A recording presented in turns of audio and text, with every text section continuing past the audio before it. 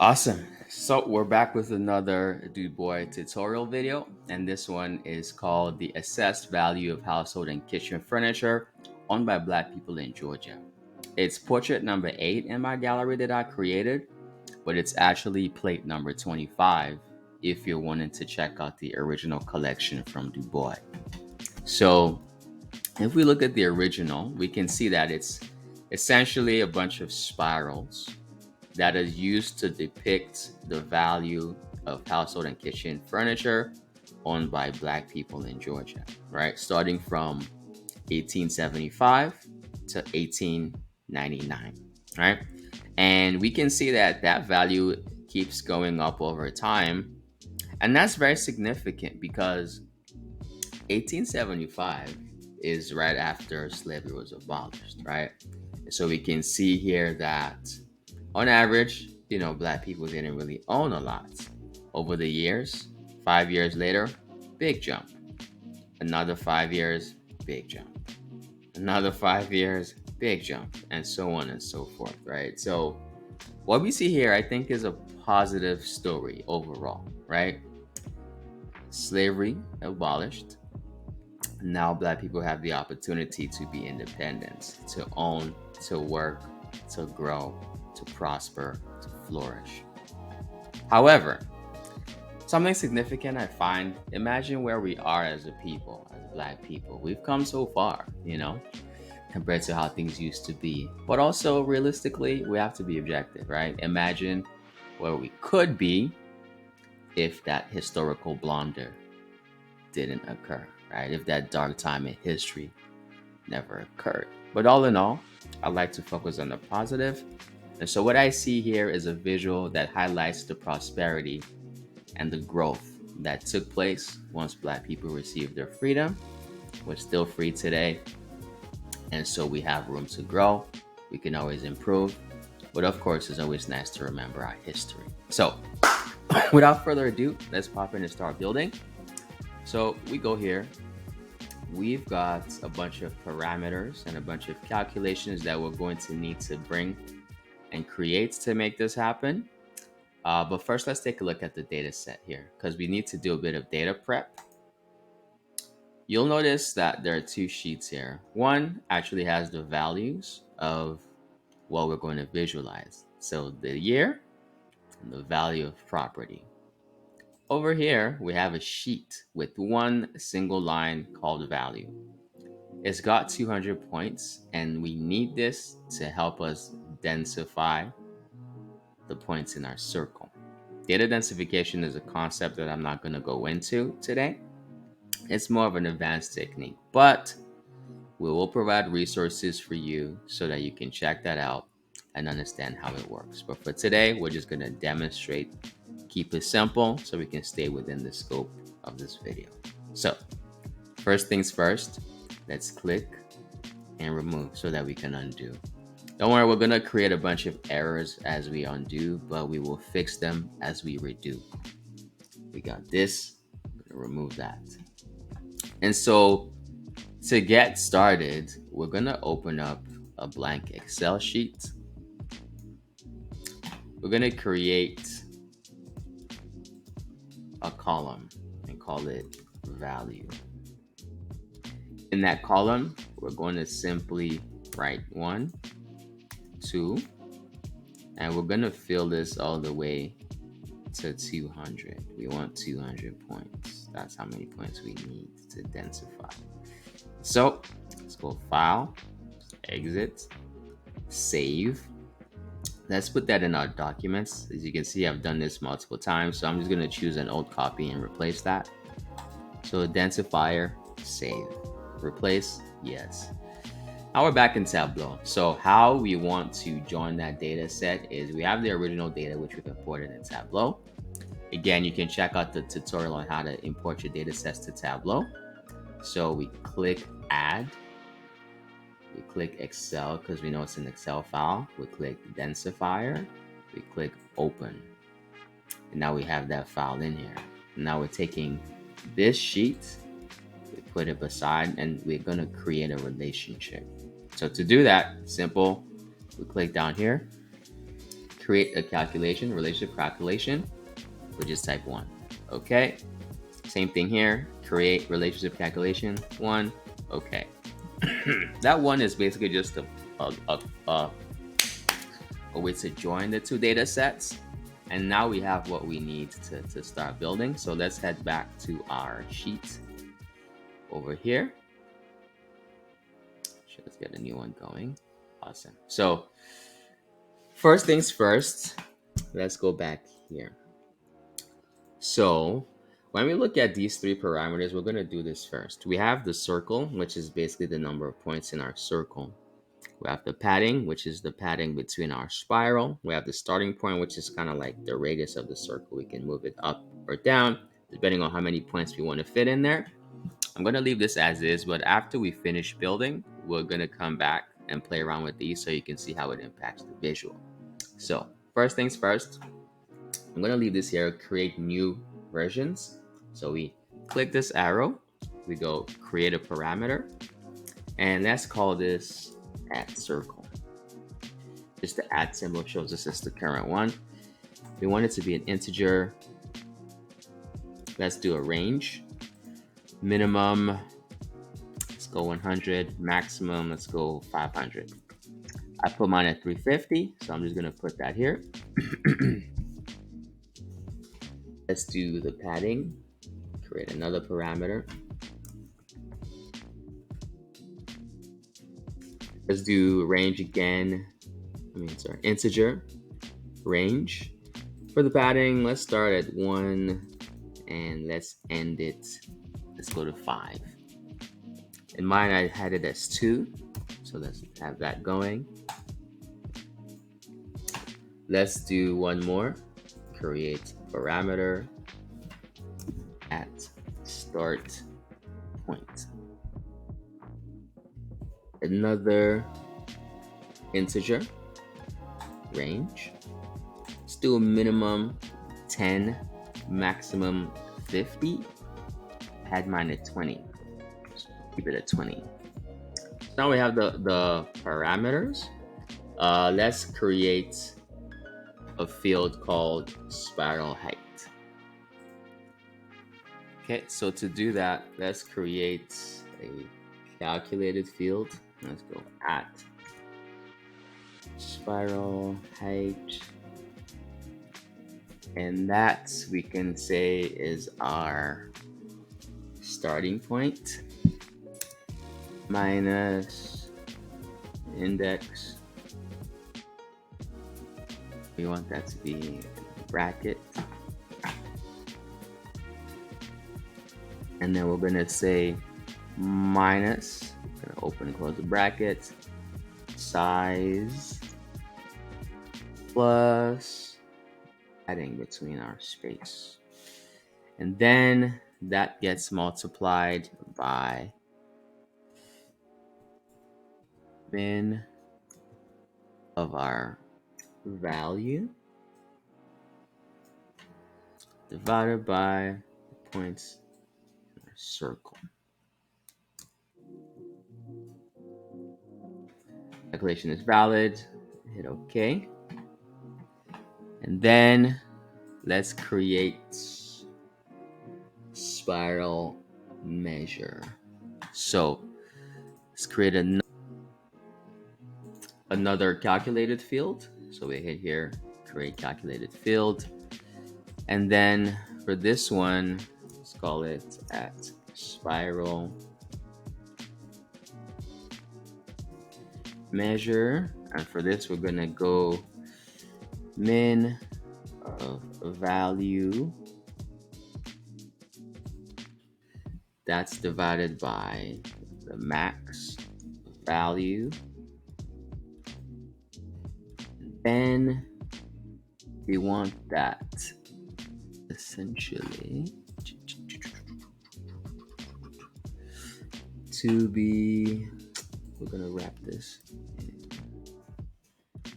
LOD over here. And then, is that awesome? And now let us have that less than equals to sum of actual values that we want to show. So these are data identification points. This is the actual value. Standardized is everything between 0 and 1, basically. And then window max for the sum of the actual value that we're going to be showing. Hope that's awesome. We click OK, and then spiral X and Y. So this is actually what we're going to be using to build the view. So let's create those calculations now. So to do that, I'm going to go here, create calculated field. We're going to call that at spiral.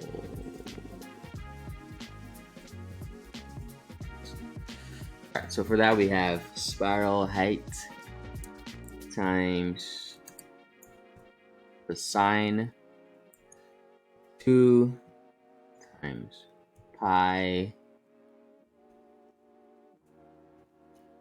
times the min of our here value divided by max value, and then we're gonna wrap this in an LOD brackets, and then here, and then I think I need one more, and then times if spiral measure 1. Okay. It's good. And then now we need to create our second point, or rather actually second calculation. So create calculated field. We're going to call that one at spiral Y. And for that, we just have the spiral height times the cosine 2 times pi times min of our value divided by, I'm just gonna open that LOD calc there, the brackets, max of our value, and I think I need one bracket here, another bracket here, and do I need one more? Yes, so I think we're good. Hit OK. And then I think we have what we need. So we're gonna try to build the view now. And so let's get to a new worksheet. Okay, so all right, let's try this. Let's grab the year, and we put that onto our colors because we want it to be colored by the years. We can see that it tries to create like a continuous scale, but we know that in the original we have our years as, you know, discrete values. So we're gonna hit this little arrow and we're gonna hit discrete. Awesome. So now you can see, because I already saved this colors before, it has the right color palette here. You can essentially refer to the DuBois visualization palette, which we're going to make available, where it has all the colors, the font, etc., etc. Or you can pop into this workbook and, you know, color pick like I showed in the other video. But I'm just going to keep building. Okay. So now that we have year on this, we want to change the marks to align, and then we need to densify those points. So we're going to grab this, which is those 200 points. We're going to put it along the path. So what it does is it just creates those points in between the starting and the ending point of that. We actually want this also as a dimension. So we hit this arrow and we hit dimension. And then let's drag our spiral X. Let's do I guess it doesn't really matter in this case, but I'll just drag the new one, spiral X and spiral Y. And then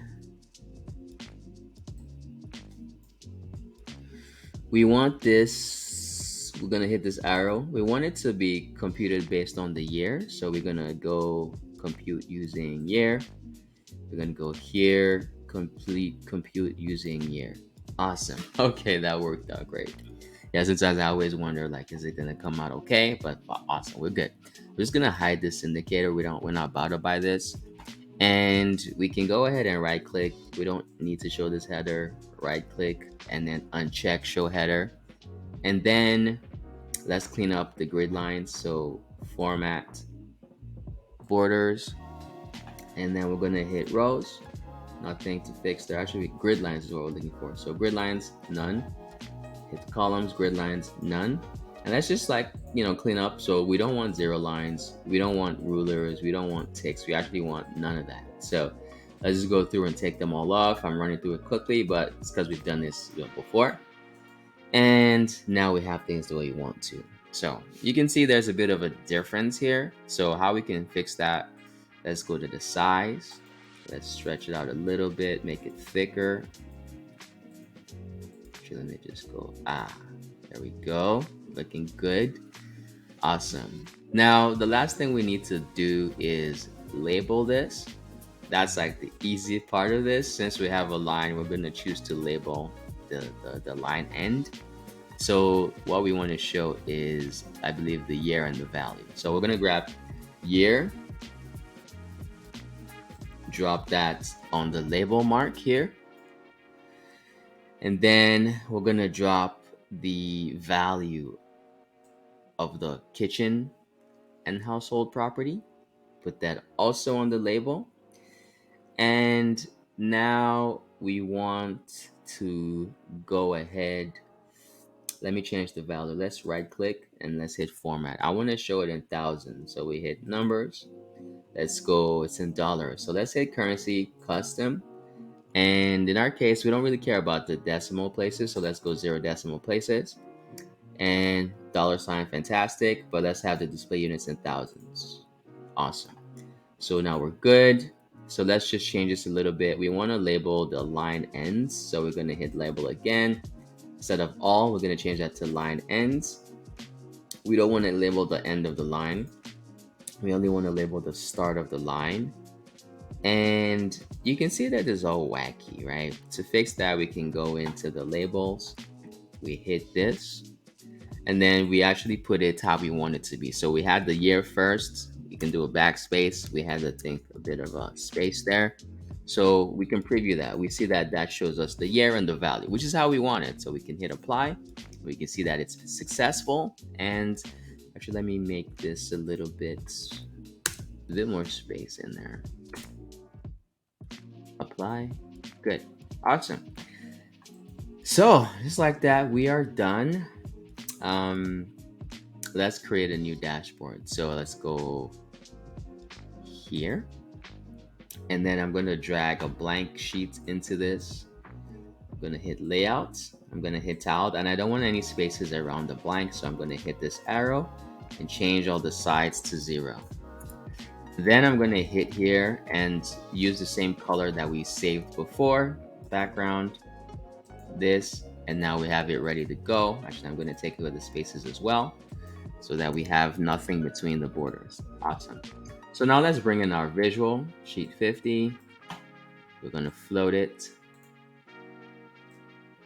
I'm going to keep this as floating. I'm going to hit this and exit. Right click as usual. Let's take away the background. So right click, format, color, sheet, none. Awesome. Hit title, none. And then let's stretch this out a bit so that it looks balanced. Okay.